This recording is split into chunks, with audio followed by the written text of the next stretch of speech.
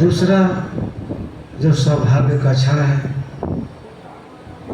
ये कार्यक्रम आज के दिन लगभग 650 वर्षों से होता आ रहा है। आज कोई नया नहीं है।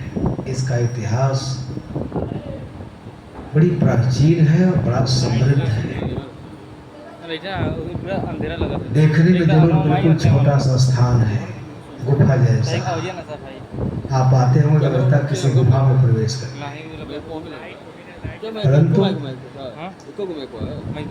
ये अपने दिव्य और अलौकिक ज्ञान के लिए जाना जाता है। इतिहास के धारा में बहुत कुछ बनते बिगड़ते हैं, उत्थान पतन होता है। जागू साहब यहाँ से जाकर अपने जन्म स्थान पर स्थान स्थापित किए थे, कटक में। वो 8 पीढ़ी तक चला, 7 पीढ़ी तक। फिर वहाँ ब्राह्मणों का प्रतिकार वो मठ नहीं सहन कर पाया, तो हाथी साहब वहाँ से घूमते घामते जो आओ 9वें महीने थे, वो विद्यपुर वैशाली नरेश के हार गए। बड़ी प्रतिभा संपन्न। इसको लेकर विवाद भी है कि शिवपुर पहला स्थान है कि बुद्धपुर पहला स्थान है। मेरे समक्ष विचार के लिए प्रश्न आया था इलाहाबाद को। ठीक है, मैंने कहा कि आपका विचार है, किसे मानते? ठीक है, आप मुझे आचार्य मानोगे तो मैं कोई स्वर्ग में नहीं चला जाऊंगा। ये व्यक्ति का अपना विश्वास है, परंतु इतिहास को नहीं नकारना चाहिए। जो व्यक्ति अपने इतिहास को विस्मृत कर देता है, तो उसका अपना सारा अस्तित्व खो जाता है। सत्य को स्वीकार करना चाहिए, जीना चाहिए। वहां से प्रचार करते हुए जागो साहब एक गोदकल स्थान है आंध्रा में, जहाँ से बरारी के लिए रास्ता जाता है, लाइन रेलवे लाइन, वहाँ बनाए थे। और वो राधा कृष्ण मंदिर के रूप में विद्यमान है, परंतु शिलालेख पर संस्थापक जागू साहब आज भी लिखा हुआ। दूर दूर तक प्रचार किए, पेशावर तक, कराची तक और पाकिस्तान में कई प्रमुख स्थानों पर इसकी शाखाएं थी। पंजाब में आज भी है। लेकिन दुख है कि व्यक्तित्व के अभाव में सब विलुप्त हो गया, परंतु मुख्य स्थान बचा हुआ है। ये बहुत बड़ी बात है। अगर यह बचा रहेगा, बचा है तो बहुत स्थान बन सकता है।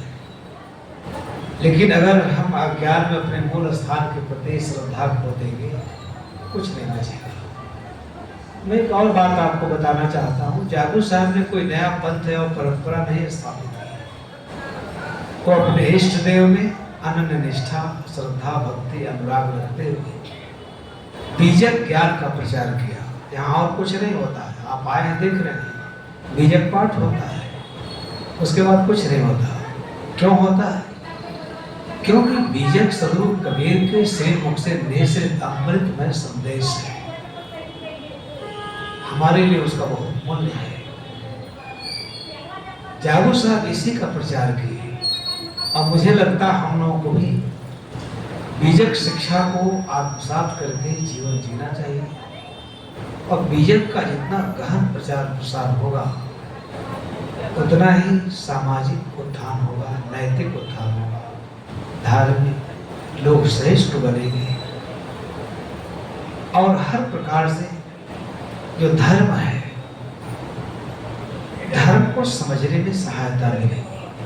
धर्म तो बहुत आप जानते हैं, लेकिन एक बहुत बड़ी भूल है। हम संप्रदाय को धर्म कहते हैं, सब संप्रदाय है। कबीर साहब को पढ़ेंगे तो एक विचित्र संदेश मिलेगा।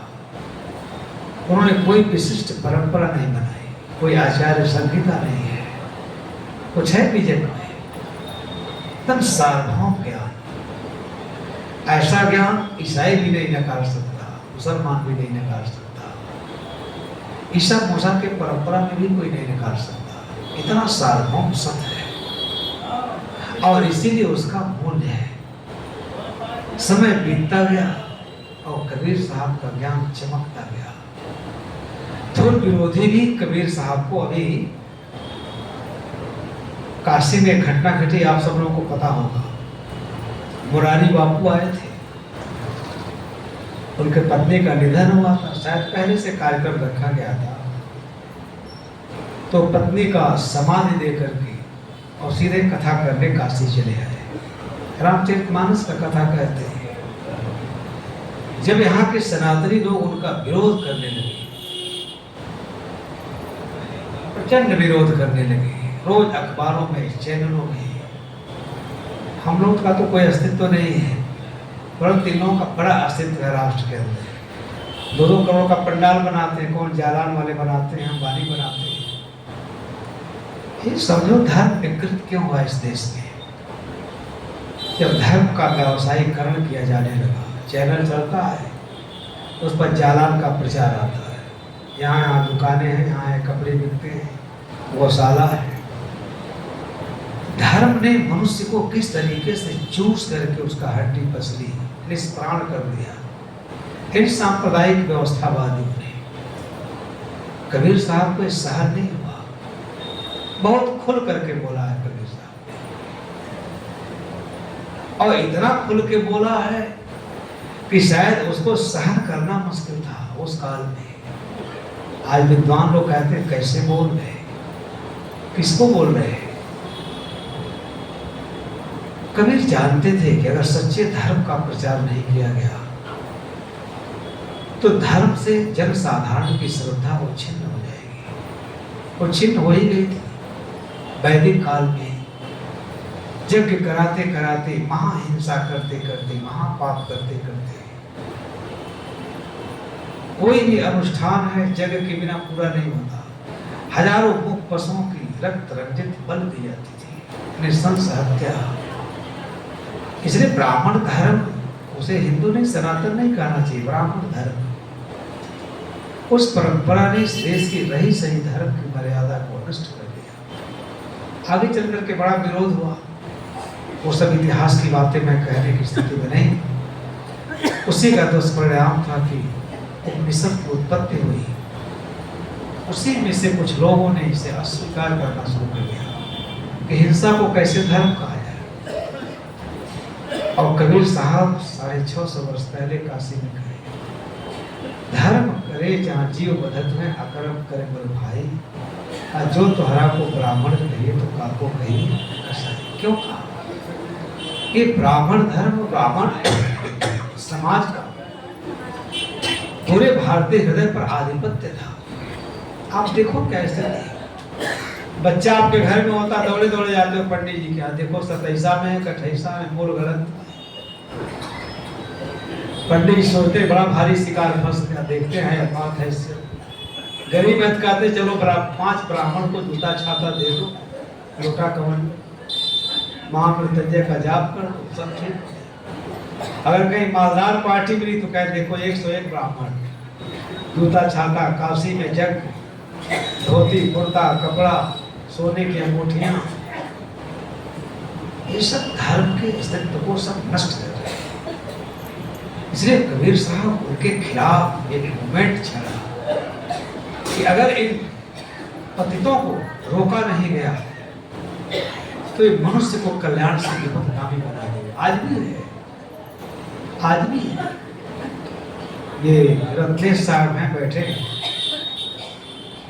उज्जैन में एक दिन बता रहे थे कि वहाँ कोई अनुष्ठान था, तो ये वैष्णव महात्मा क्या करता है, गृहस्थ ब्राह्मण को साष्टांग दंडवत करता है, उसे भागवत कथा सुनता है।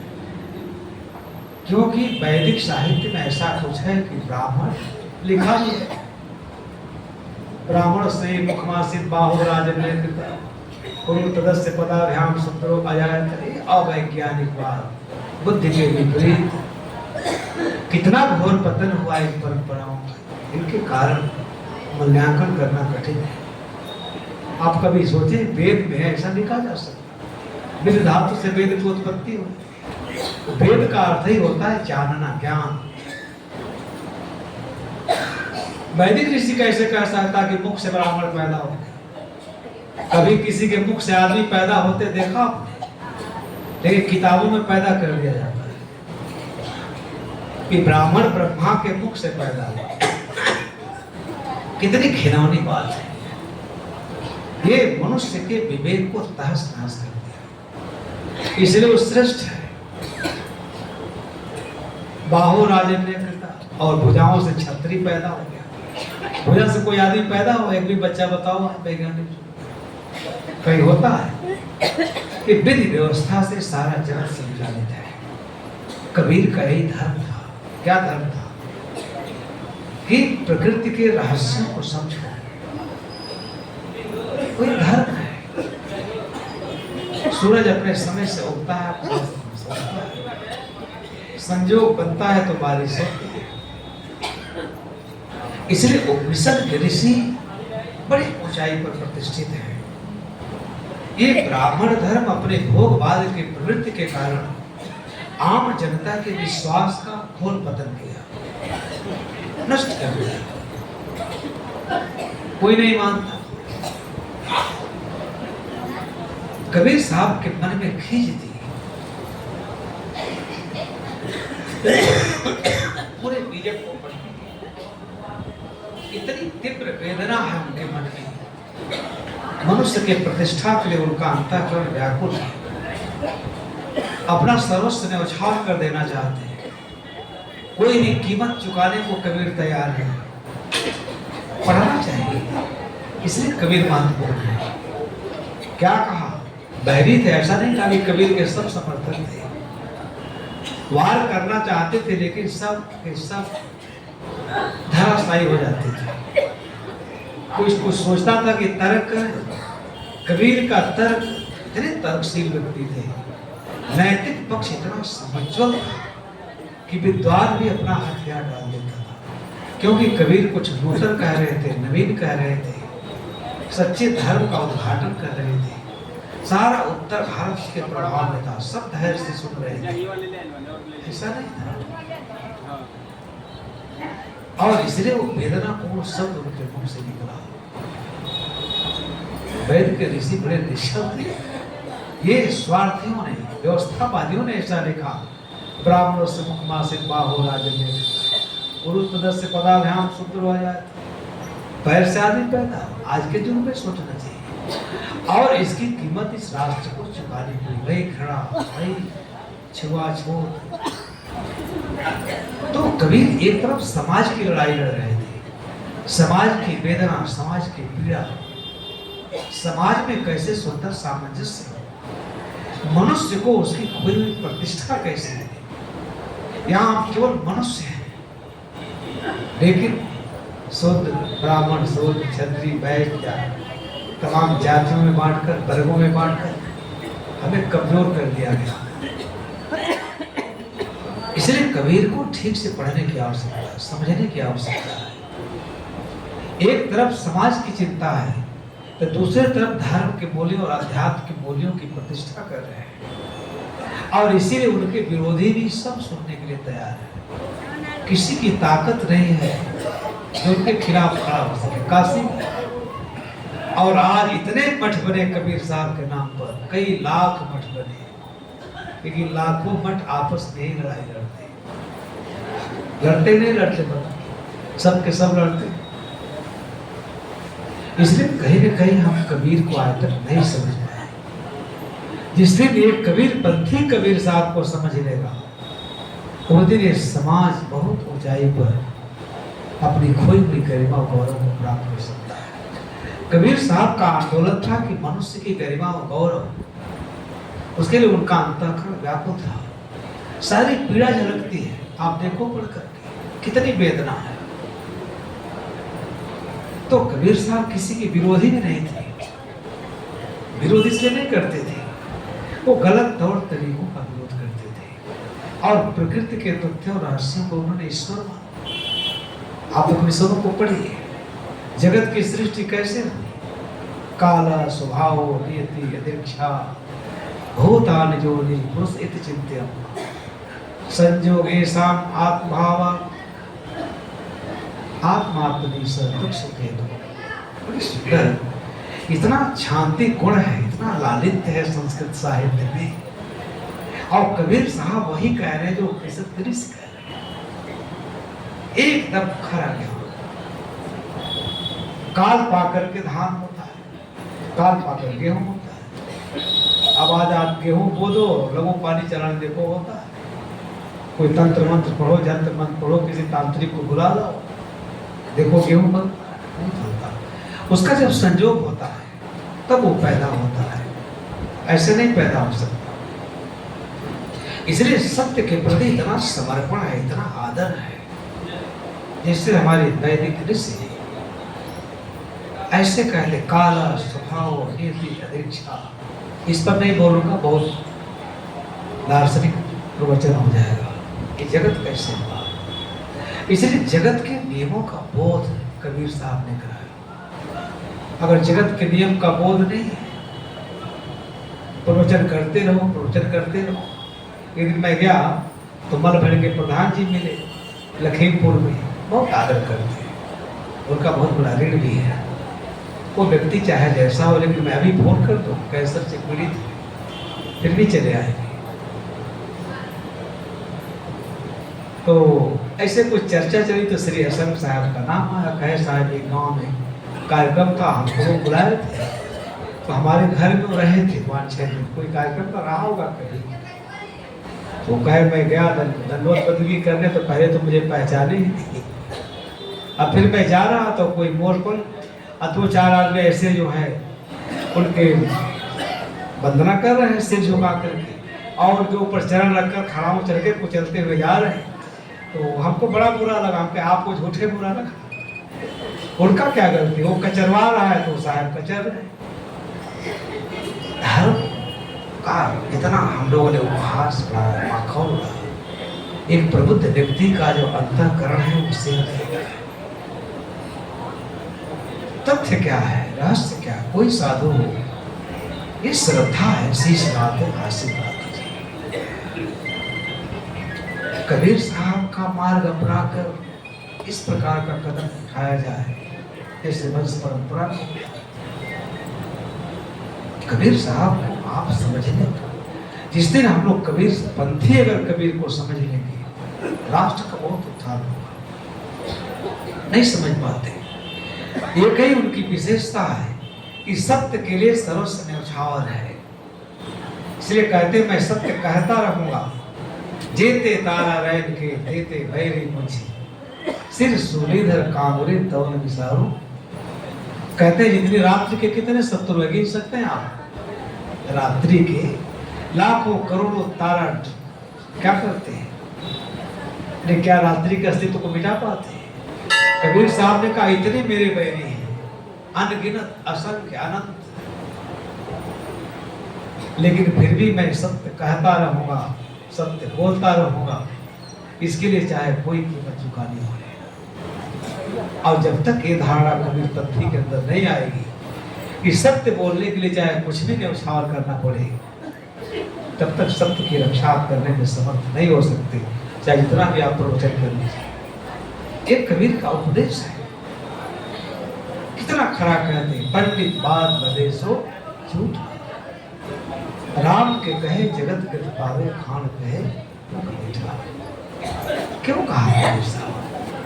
पूरे भारत में राम का शोर सुनाई दे रहा था, कोई माला लेकर, कोई सुगंधी लेकर, कोई जप कर। कबीर साहब ने क्या राम को लेकर के कितना भी धन्यवाद है, हृदय से राम में जा।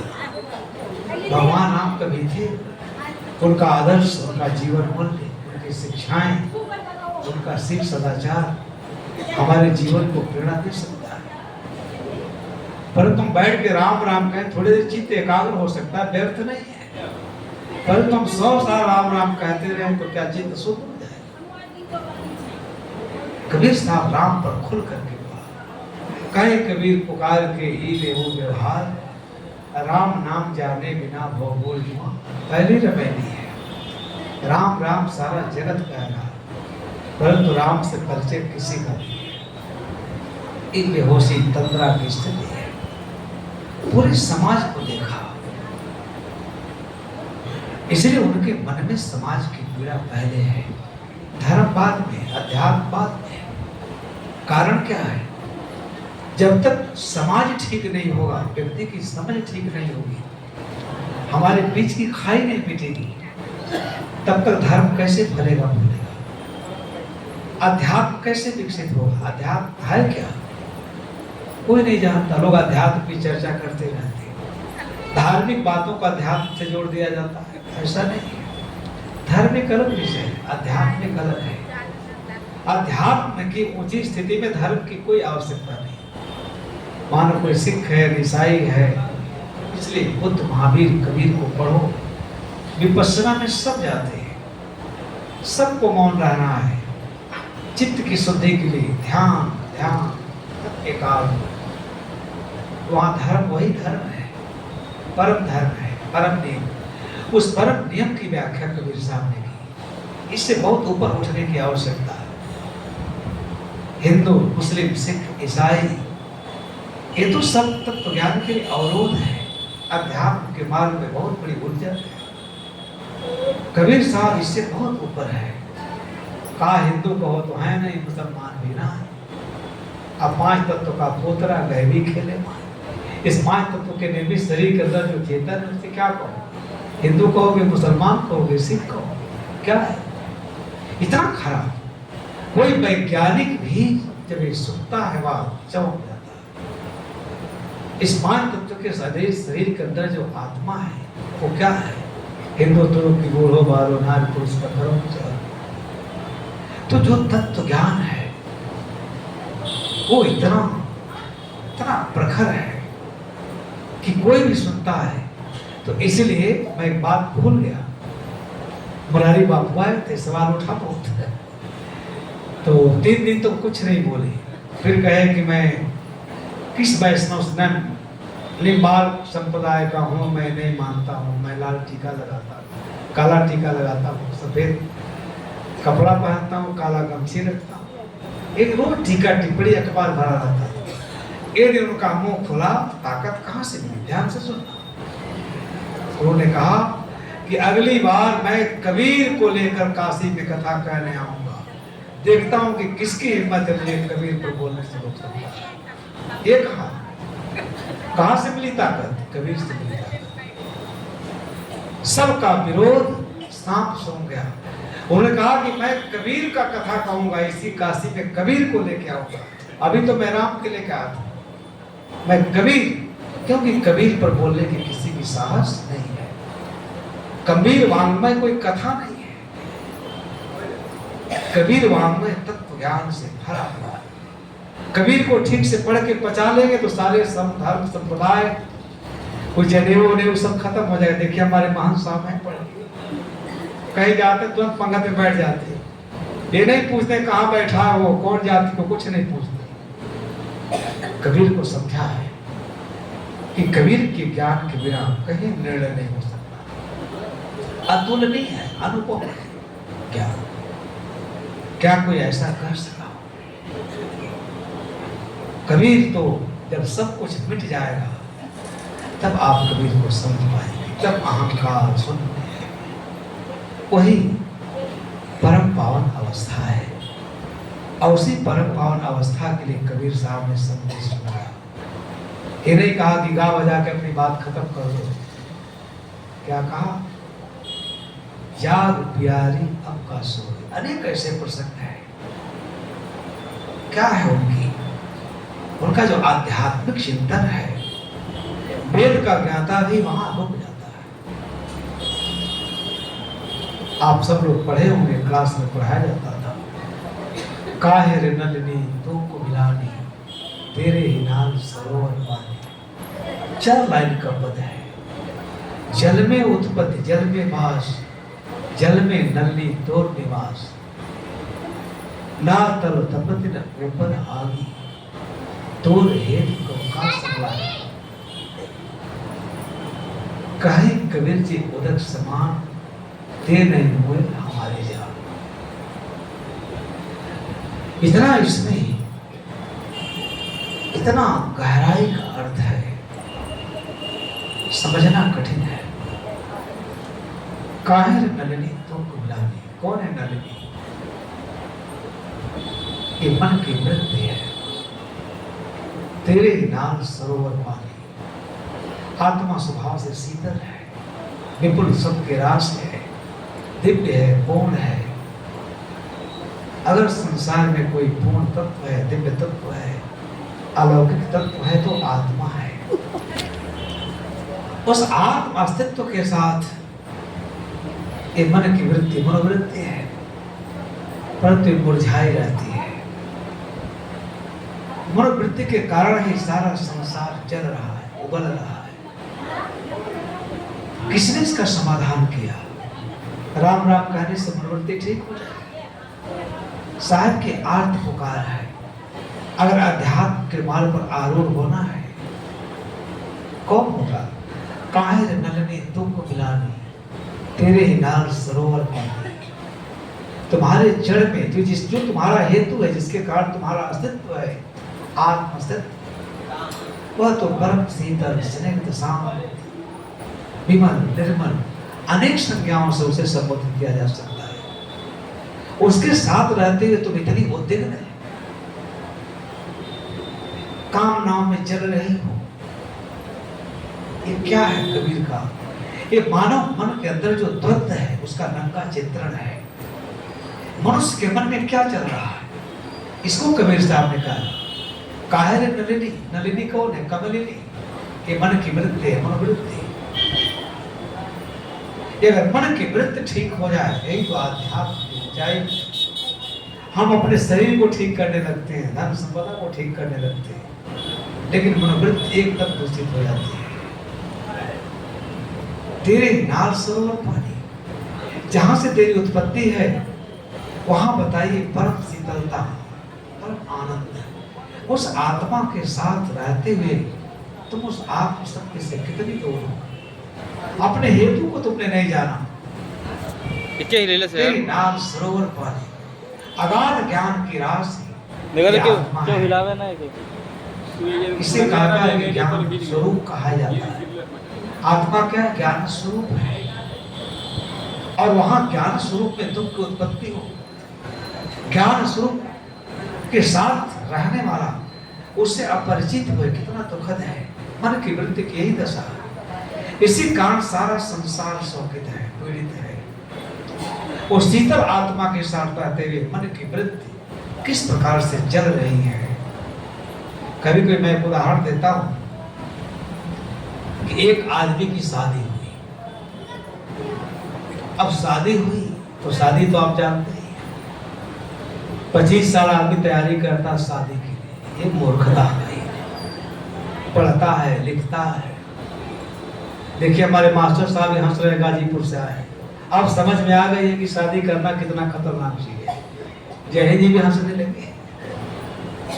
महाविपदा, महाउपाधि, सारी स्वतंत्रता जहां से जाए, महाप्रतंत्रता। जीवन भर जिस घन चक्कर से कोई छुट्टी न मिलने पाए, उसके लिए आदमी 25 साल तक तैयारी करता है शादी के लिए, जिसमें बर्बादी के सिवा कुछ भी नहीं, सब खो जाता है, सारा सुख, आनंद सुख। अब बेचारे की शादी हो गई, तो शादी में तो बड़ा लोग खुशी मनाते हैं, नाचना गाना डांस करना, देखो क्या क्या तमाशे होते हैं। केवल एक दिन, अब बाकी 80 साल तक क्या होता है गना नहीं जा सकता। कितने मूसर गिरते हैं सर पर।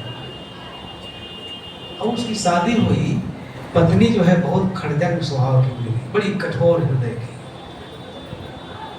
एकदम उसे जलाती रहती थी, कुरेद कुरेद करके घाव रोज कोसती रहती थी। ये नहीं, वो नहीं, गहने नहीं लाए, आज श्रृंगार का सामान नहीं लाए। इतनी नाराज आती, कहती तुम्हारे कमाई में आग लग जाए। जब से मैं तुम्हारे घर आई हूँ मैंने तुम्हारा सुख ही नहीं जाना। उसी पति का कमाई बटोर बटोर के रखती है, छिपा छिपा कर रखती है, और उसको लिसती रहती है, जलाती रहती है। अब बात इतनी बिगड़ गई कि किसी दूसरे से अवैध से संबंध स्थापित कर लिया। रोज लड़ाई झगड़ा पति से नहीं पड़ती थी, और उसे लतिया जुतिया के वो चली गई छोड़ करके।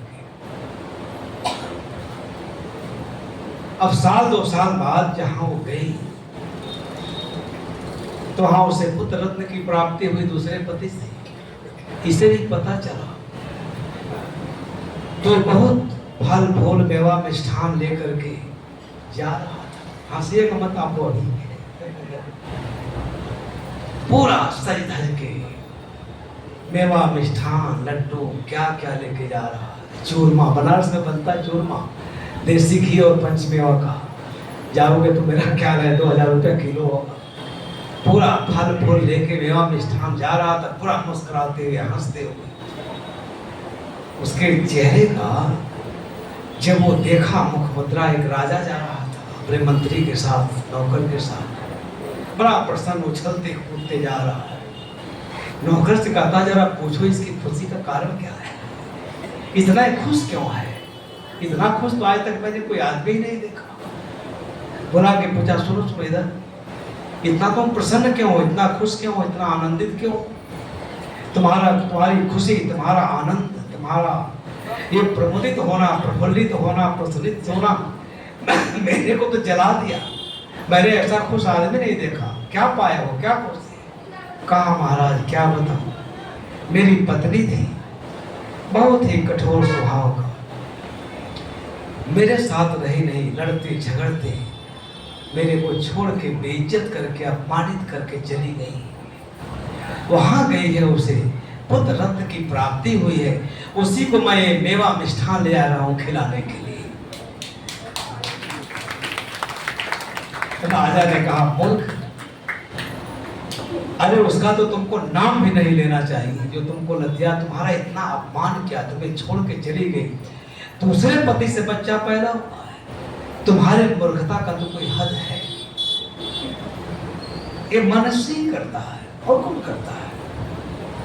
विकृत स्वभाव का व्यक्ति, इसको कहते व्यावहारिक मूर्खता, महामूर्खता। क्या खुशी है, तुमको तो भूल जाना चाहिए, मेवा भी स्थान लेके जा रहे। मनुष्य की यही गति है, जहां घोर पतन, अवमानना, अपमान, वह ये खुशी मनाता है। इसे साहब कहते हैं, काहिर नलिनी तुमको मिला दे, तेरे ही नाल सरोवर पानी। हमारी दृष्टि अंतर्मुखी होनी चाहिए।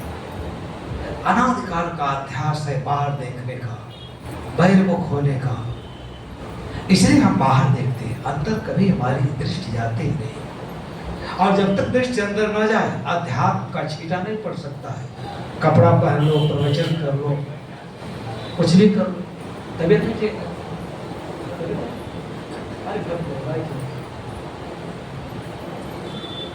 कबीर साहब इसको बहुत नजदीक से देखे थे। तेरे नाल सरोवर पानी, जल में उत्पत्ति, जल में वास, जल में नलनी तोड़ निवास। कमल कहाँ करता है? जल में निकलता है, उत्पत्ति, जल में रहता है, निवास, जल में खिल करके अपना सौंदर्य बिखेरता है, सबको अट्रैक्टिव करता है, अपनी तरफ आकर्षित करता है। इतना सुंदर रूपक दिया, ये अध्यात्म का सार आ जाता है। इसलिए हमारी आत्मा से हमारी मनोवृत्ति की उत्पत्ति हुई है, इसी के साथ निरंतर रह रही है। फिर भी अपरिचित, जल में उत्पत्ति, जल में वास, जल में नलनी, उस शीतल आत्मा के साथ उसका निवास है, परंतु शीतल आत्मा के लिए सारा बंधन वो बना रही है। ये दुखद पक्ष है। ना तल तपत न ऊपर आ गई। एक एक बात ऐसे कहते हैं, अंतर मन हिल जाता है। ना तल तपत, हमारे अंदर जो मनोविकार है वो बाहर से कौन डाल देता है? कोई प्रक्षिप्त करता है? जो तपन है, इतना हम तप रहे, इतने हम दग्ध हैं वासनाओं के प्रज्वलित अग्नि में, चिंता का विषय है। इसलिए मनुष्य कभी अध्यात्म के पथ पर आरूढ़ नहीं हो पाता, निरंतर अपने में जल रहा है, कुंठित है। ना तल तपत, तुम्हारे तल में कोई तपन नहीं, न ऊपर आग, न बाहर से विकारों की कोई प्रवेश अग्नि है। अतोर हेत का संधान, तुम्हारा प्रयोजन किससे है? आप खुद बताओ, जो हम लोग इतना संतप्त रहते हैं, दुखी रहते हैं, कौन दुख देता है? हमारा अज्ञान, अविद्या, धर्म। इसका कितना सुंदर सलूशन दिया सदगुरु कबीर साहब ने। निर्णय दिया। ये उनका पवित्र संदेश है। ना तल तपन, तुम्हारे तल में कोई तपन है, वहां तो परम शीतलता है। आत्मज्ञान के सर्वोच्च शिखर है। ना तल तपति, हमारे तल में आत्मा कितना नजदीक जाओ, लेकिन आत्मा के नजदीक पहुंचने का स्रोत क्या है, कैसे समझ में आएगी? हम अपने आत्मा के सबसे सन्निकट नजदीक है, उसका परिणाम, उसका समझ एकदम निर्विकारी हो जाना, निर्भय, संसार में भय रहित हो जाना, तब शांत, परम शांत। यह अलौकिक अवस्था है। तल में इतने कोई तपन नहीं। आत्मा के पास कौन सी तपन है? न ऊपर आग, न बाहर से तुम्हारे अंदर कोई आग पानी डाल रहा है, कोई डाल रहा है, वो कौन जला रहा है? हमें कोई गाली दे और गाली को अनसुना कर दे तो हमारा चित्त दुखी होगा? हम क्या करते हैं? जितने से हमारा पतन हो उसको बहुत जतन जतन से रखते हैं। 100 साल धर्मदेव साहब ने हमें गाली दिया, अपमान किया, मूर्ख। अपमान सम्मान लेके क्या करो? इसी में मर तो जीव उतरा रहे। मूर्खता का ऊपर आग। अगर आप ज्ञानी हैं, विवेकी हैं, आपको कोई जला नहीं सकता। मैंने कल भी कहा था, आप लोग हंसे थे। उसने क्या कहा? तुम्हारे मुंह में पिस्टा। वो कहा, हजूर आपके मुंह में घी शक्कर, जलाओ। उसकी आवाज उसे तपन दे सकी। ऊपर आग, जरा सा ना समझी हुई तो सब आग, क्रोध एकदम भभक जाएगा आग की तरह से, और सब आपका स्वाहा हो जाएगा। इसलिए पहले होश को संभालो। ये कबीर साहब इसलिए कहते हैं कि हम बेहोशी की तंद्रा में जी रहे हैं। होश को संभालो अपने, एकदम सुख ही सुख है। हम होश ही नहीं संभालते, हमेशा बेहोशी की तंद्रा। हमें अगर वास्तव में हम जागृत पुरुष हैं, हमें कोई उद्योग नहीं कर सकता, हमें कोई हमारे शांति को कोई छीन नहीं सकता। हम ना ग्रहण करेंगे, कौन दे सकता है? अनेक उदाहरण बनते हैं। तथागत बुद्ध के जीवन में एक उल्लेख है। मैं कभी कभी कहता हूं, सरल हृदय के संत थे,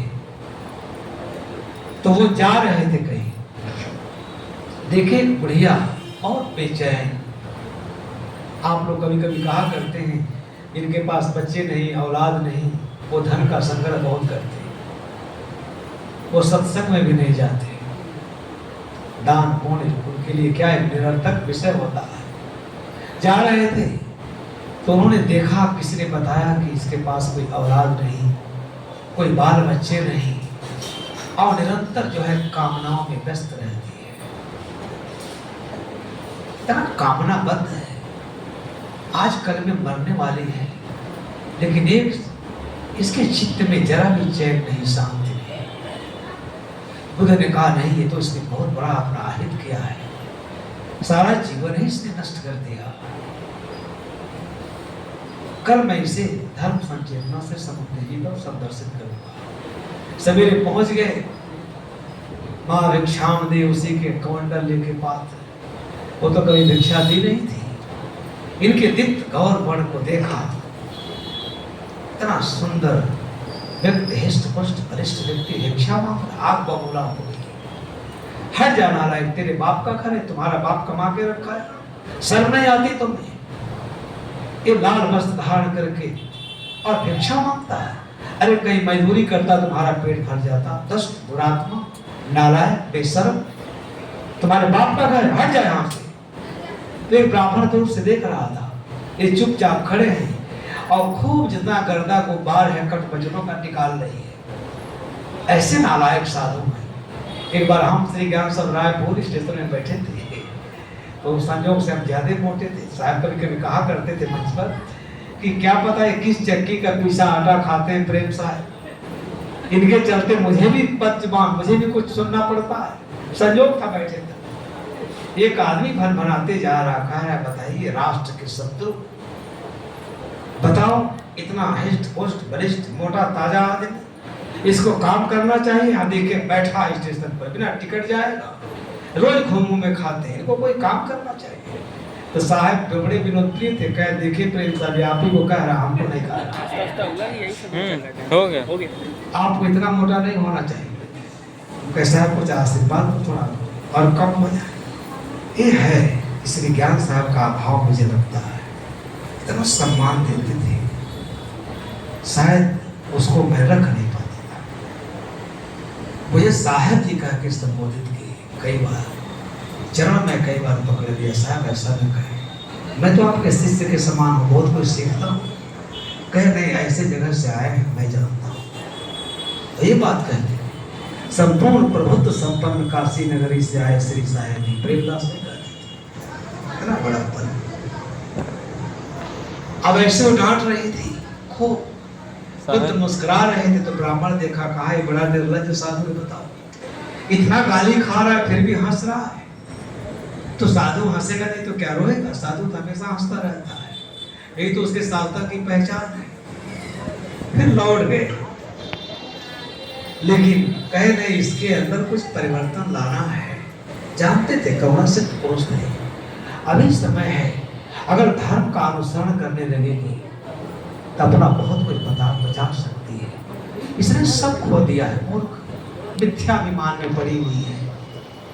इसके पास न कोई धर्म भावना है, न कोई सभ्यता है। जिसे अपना मानती वो तो आजकल में सब दिवस सब हो जाएगा, नरक के सिवाय इसके पास कुछ नहीं है। इसे पुण्यात्मा होने का अवसर है, मैं जरूर बनाऊंगा। ऐसे लोगों, ऐसे पूर्ण लोगों मुझे मेरी आवश्यकता है। सवेरे फिर चले गए माँ भिक्षाम दे, उसका तो क्रोध का पारा सातवें आसमान पर चला गया। इतना गाली देने लगी, नालायक, दुष्ट, नीच, किस खानदान का है, कैसे गंदे आदमी का औलाद है। अरे कहीं जाके मजदूरी करता किसी के हाथ में, तेरा पेट भर जाता। नालायक ब्राह्मण कह रहा है, बताओ कल इतना अपमान की फिर आ गया, ये साधु नहीं लगता है, कैसे इतना एहसान करता है, कहीं इसके ऊपर आग न फेंक दे। बहुत गाली दी। कल आया था, मैंने तुमको डांटा ना, नीच अदम, वापस जा। कहीं काम करता, होटल में बर्तन धोता, तभी तेरा पेट भर जाता। इतना सुंदर शरीर लेकर भिक्षा मांगने चला गया। एकदम मुंह फेर लिया उसके तरफ से। बुद्ध फिर मुस्कुराते रहे तो और वो जल जाती थी, वो गाली देती थी, हंसते थे। ब्राह्मण कह रहा है कि अगर दोबारा आ गया तो इसके ऊपर आग फेंक देती। वो कहाँ मानने वाले, आग से जो जलता नहीं उसके ऊपर तो बाहर से लिखा ना तपक न ऊपर आगे। जागृत पुरुष को कोई उद्रिक्त नहीं कर सकता। तीसरे दिन फिर चले गए, माँ भिक्षाम दे। ब्राह्मण कह रहा आज इसके ऊपर कहीं आग का अंगारा न फेंक दे, क्रोध में पागल है। और सबसे बड़ा पागल ये पड़ोसी ब्राह्मण था। वो झाड़ू तो लगा रही थी, घर में का कूड़ा कचरा, गाय भैंस का कुछ गंदगी का, बैल का मूत्र था, नाक पात था, सब बाहर के लेके बाहर आई और उठा करके पूरा उनके पात्र में डाल दी। कहीं नालायक ले खा ले, यही खाने लायक है, इसी का तो पात्र है। गंदा आदमी, लो खा लो, खा ले तेरा पेट भर जाएगा। गंदा कहेगा पूरा उठा। भगवान ने कहा माँ आज मैं धन्य हो गया, इसी कूड़ा कचरा के कारण तेरा सारा जीवन गंदा था। आज अपना अंदर का सारा कूड़ा कचरा तुमने मेरे पात्र में डाल दिया, तुम आज से पवित्र हो गई, महापवित्र हो गई। इसी गंदगी के कारण तुम्हारे जीवन में सड़न था, दुर्गंध था। आज अपने जीवन की सारी गंदगी तूने मुझे दे दिया, मैं धन्य हो गया, मैं कृतार्थ हो गया। यही तो मैं मांग रहा था, सत्य ही मांगता आपसे। इसलिए आज मेरी तपस्या पूर्ण हो गई। तुम्हारे अंदर जो गंदगी था, कूड़ा कचरा था, तुमने मुझे दे दिया। तुम्हारा जीवन एकदम निर्मल हो गया, पवित्र हो गया। आज आना मेरा सार्थक हो गया। जब इस तरीके की भाषा का प्रयोग करने लगे तो बूढ़ी का जो तंद्रा था वो था जगह। और ब्राह्मण कह रहा है महाराज कैसे निर्लज आदमी हैं आप, आपके बर्तन में बताइए कूड़ा कचरा डाल दिए, फिर भी आप क्या कहते हैं? उन्होंने कहा महाराज आज ये माँ जन्मों जन्मों का कूड़ा कचरा मुझे दे दिया। इसी के अंदर, इसके अंदर अहंकार था, जल रही थी। आज वो जलन हो, आग जो आग इससे जला रहा था, जो विकार आज निकल गया। ये माता धन्य हो गई, इसका जीवन धन्य हो गया। तब बूढ़ी माँ रोने लगी, अश्रुधारा बह चली कि 3 दिन से मैंने जिसका इतना अपमान किया, मैंने कूड़ा कचरा गंदा जिसके पात्र में डाल दिया, वो हमारे प्रति इतना दया का, करुणा का संदेश सुना रहा। ये कोई दिव्य महापुरुष है, कौन इतना अपमान सह सकता है? वो तो आग बबूला हो जाना चाहिए। ये फिर भी मेरे मंगल की कामना करता है। ये कोई साधारण पुरुष है। चरण पकड़ के रोने लगी, कहीं महाराज मैंने इतना आपका अपमान किया, आप फिर भी आप अपने स्नेह से सब सिंचित कर रहे हैं। आप धन्य हो, आप कृतार्थात्मा हो, आप पूर्ण आत्मा हो, आप पूर्ण पुरुष हो। मेरे जैसे अभागिन को उद्धार करो। मुझे अपने कर्मों पर लज्जा आ रही है, मेरी अंतरात्मा मुझे कुत्ते की तरह से दुत्कार रही है। मुझे मेरा उद्धार करो। मैंने बहुत आपका अपमान किया, बहुत तिरस्कार किया। बुद्ध ने कहा, माँ ये तिरस्कार नहीं है, अगर मैं भी तुम्हें जवाब देता तो मेरे नजदीक नहीं आती। मैंने सब कुछ सहन कर लिया। तुम्हारे में इतना विराट परिवर्तन, ये बहुत बड़ी उपलब्धि है। उठो, जगो, संसार से बहुत रीति प्रीति की, अब अपने में प्रेम जगाओ, अपने को जानो। 7 दिन उस गांव में रहे, बहुत साहित्य में कथा है। इसी बात को साहब कहते हैं, ना तल तपति, ये मनोवृत्ति जिसके पास रहती है, आत्मा कितना शीतल है। जागृत पुरुष को ऊपर से कोई विकार नहीं दे सकता। गाली निंदा सब वो सहन कर लेता है, सब अमृत बन जाता है। तो हेतु को काश तुम्हारे, तेरा प्रयोजन किससे है? कहाँ है तेरा प्रयोजन? हमारा प्रयोजन कहाँ है? इस मठ से है कि प्रेमदास को कोई हटा ना पाए। साहब का शरीरांत हुआ तो साहब के और लोग आए थे, तो साहब जी गए कचहरी, जब देखे मेरा वसीयत तो चुपचाप चले गए और सबसे कहे, मान साहब मैं की कोई प्रशंसा नहीं कर रहा कि वहां जाना बहुत बड़ी बेवकूफी है। साहब उनको रजिस्टर्ड बिल लिखा है। मान साहब ने कहा था, मैंने सुना। आप लोग ताली लगाओ इनके लिए, और सबका एक जवाब से मुंह भोथरा कर दिया था मान साहब। व्यवहारिक क्या, बहुत मुकदमा लड़े हैं, बहुत धन संपत्ति है। साहब ने कहा कि वहां जाना महामूर्खता है, उनसे प्रेम बढ़ाओ और मठ की सुरक्षा सब लोग उनका साथ दो। कबीर चौरा में जाने से हम लोग अपना ही क्या, अपना ही बहुत बड़ा नुकसान हम लोग कर रहे हैं। समझ बहुत ऊंची चीज है। साहब कहते हैं, इसलिए मैं दुखी, हम लोग दुखी हैं कि हम लोगों का प्रयोजन ही संसार से है। क्या कमा लो, क्या पालो, किसका क्या छीन लो, किसका क्या ले लो, ये प्रयोजन काम नहीं आएगा। इसका कोई जरूरत नहीं। भर पेट भोजन मिल गया, कपड़ा मिल गया, साधना करने के लिए बहुत है। ये सब साधु लोग इसलिए पागल हो जाते हैं, खीर खाते, पूरी खाते, 56 प्रकार का व्यंजन खाते, परंतु साधना नहीं करते। वही लोलुपता, पद की लोलुपता, पद की चाहना, सम्मान की चाहना, गाड़ी घोड़ा, जैसे गृहस्थ व्यक्ति जल रहा है कामनाओं के अग्नि में, उससे ज्यादा ही साधु तपते रहते हैं। साहब कहते हैं, तुम्हारा हेतु किससे लगा है? इस संसार से प्रीत कर, इस संसार में अपने को उलझाकर, संसार तेरा कब तक तेरे साथ रहेगा? तोर हेतु कौ का सब समय नहीं है, बात को समाप्त करो। साहब ने कहा, इतना निर्मल उपदेश है, कहे कबीर के उदक समान ते नहीं हुए हमारे यहाँ। एकदम निर्णय वाणी, उदक समान उदक कहते पानी में उछल उछल करके चले, वेद में लिखा। साहब जी प्रवचन नहीं बताते,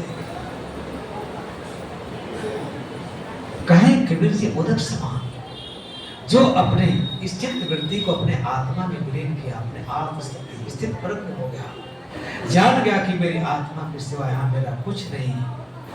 उस आत्मा में जिसकी रीति हो गई, वृत्ति हो गई, आत्मस्थित, आत्म केंद्रित, उस आत्मा में जो विलीन हो गया, स्थित हो गया, उसे संसार का प्राणी पदार्थ परिस्थितियां उसके ऊपर कोई प्रभाव नहीं डाल सकती। ये सच है कि नहीं?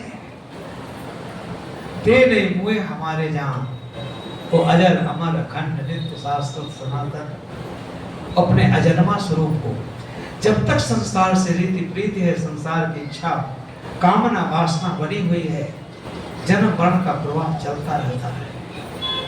जिस दिन आदमी स्थित प्रज्ञ हो जाता है, आत्म स्थिति में हो जाता है, अपने आत्मा में तृप्त हो जाता है, पूर्ण हो जाता है, अपने आत्मा में जो पूर्ण विश्राम पा लेता है, आवागमन आना जाना वह अनिवर्चनीय दशा है, मोक्ष है। 4 लाइन में कितना बड़ा ज्ञान का आगाज रास दिया कबीर साहब। तो इसलिए जो कबीर साहब का सिद्धांत है, समाज है, धर्म है, अध्यात्म है। कुछ आप लोग भी बोली, समय बहुत है, लगातार कार्यक्रम चलाना कोई बात नहीं है। 11 साढ़े 11 हो ही गया। और गुलशन साहब को थोड़ा 10 मिनट का समय जरूर दे देना, नहीं तो ये हमारे लिए अब साफ बन जाएगा। वहां जाके शिकायत करे, साहब आपने कहा मेरे को टाइम नहीं दिया। सबको देना जो भी है, सब हमारे पूज्य हैं, आदरणीय हैं। मैंने उद्घाटन स्वरूप में बात कहा, 3 ही विषय हैं, धर्म, अध्यात्म, समाज। तीनों में सुंदर समन्वय कबीर साहब ने निर्देशना में बैठाया है।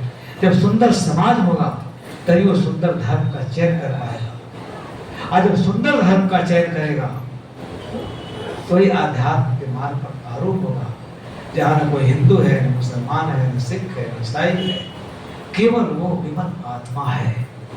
ये सब शरीर की उपाधियां, हिंदू मुसलमान सिख ईसाई जात पात, आत्मा कुछ नहीं, केवल आत्मा है, वो कैवल्य पद है।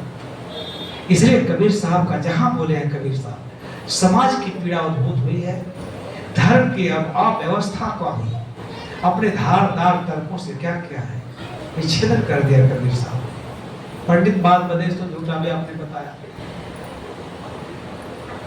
कौन मुआ को पंडित जना कहते हैं। तो इतनी तीव्र वेदना है, वो मनुष्य के अंतःस्थल को छू देती है। वही सारा पूजा पाठ मंत्र तंत्र जाप जितना भी ये सब प्रपंच है धर्म का, वो सब का उपशमन हो जाता है, उपसेचन हो जाता है, और केवल आत्म ज्ञान से एकदम आप्लावित हो जाता है। 3 विषयों पर आप अपने विचार रखेंगे, धर्म, अध्यात्म और समाज। ये तीनों ठीक हुए बिना हम वास्तविक उन्नत जीवन में नहीं कर सकते। और एक कबीर साहब के चिंतन का विषय है। आप सबसे मेरा विनम्र निवेदन है, अनुरोध है कि कबीर साहब पर अधिक से अधिक विचार देंगे, उनके चिंतन पर, उनकी अवधारणा क्या है, वो ये सब का करके क्या कहना चाहते हैं, क्या संदेश देते हैं, और खूब शांतिप्रिय ढंग से कार्यक्रम चलाइए। समय पर्याप्त है, कोई निराश नहीं होगा, सबको समय मिलेगा। तो इसलिए ये जीवन क्या है, जीवन कैसे समझना चाहिए। इंसानी इकसार ने लिखा है, इंसान की इंसानियत ही रह जाती है, बाकी चांदी की दीवारें भी ढह जाती है। कर देते हैं बाहर कंचन सी काया, चिता जल जाती है, धूल उड़ जाती है। 4 लाइन में ही इस जीवन की व्याख्या शायर ने किया, इससे अधिक के जीवन कुछ नहीं है। इसलिए अहंकार शून्य होकर धर्म आचरण करें और अपने जीवन को कृतार्थ करें। इन्हीं शुभकामनाओं के साथ अपने विचारों को विराम देता हूँ। प्रेम से बोलिए, प्रेम से बोलिए सतगुरु कबीर